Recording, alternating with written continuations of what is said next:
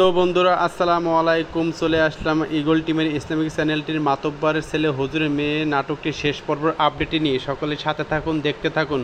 নাটকটি ভালো লেগে থাকলে লাইক, শেয়ার, কমেন্ট করবেন এবং চ্যানেলটি সাবস্ক্রাইব করে সাথে থাকবেন, যে পরবর্তী নতুন কোনো নাটকের আপডেট আপনার কাছে সবার আগে নোটিফিকেশন চলে যায়।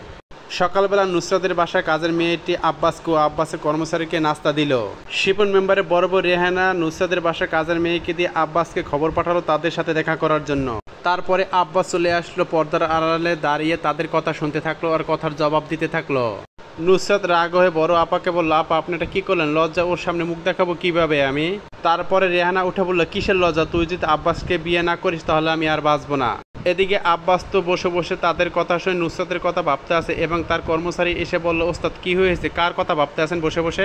এদিকে শিপন মেম্বারের বড় বউ তার বাসায় কাজের মেয়েকে বলতেছে, আমাকে একটি কাজ করে দিবি? আব্বাস নুসরাতের কাছ থেকে টাকা নিচ্ছে গঞ্জে যাবে রং কেনার জন্য। তখন নুসরাত জিজ্ঞেস করে, আর কতদিন লাগবে? তখন আব্বাস যেটা বললো, আজকেই শেষ।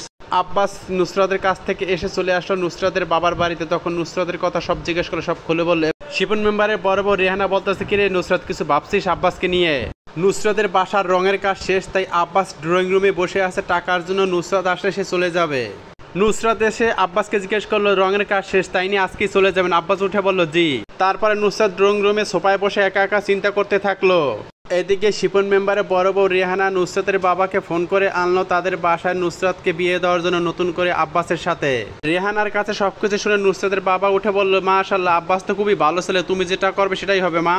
অবশেষে নুসরাত ও আব্বাসের বিয়ে হয়ে গেল এবং তারা দুজনের 2 রাকাত নফল নামাজ আদায় করলো। নামাজ শেষ করে দুজনে হাত তুলে মোনাজাত করে আল্লাহর কাছে দোয়া চাচ্ছে। বাসর ঘরে নুসরাত ও আব্বাস খাটের উপরে বসে বসে পুরনো স্মৃতি নিয়ে দুজনে গল্প করতে আছে আর কান্না করতে আছে। তো বন্ধুরা, মাতব্বরের ছেলে হুজুরের মেয়ে নাটকটি শেষ পর্বের আপডেটটি এখানে শেষ করে দিলাম। যদি ভিডিওটি ভালো লেগে থাকে তাহলে চ্যানেলটি সাবস্ক্রাইব করে সাথে থাকুন, নতুন কোনো নাটকের ভিডিও আপডেট নিয়ে আবার চলে আসবো।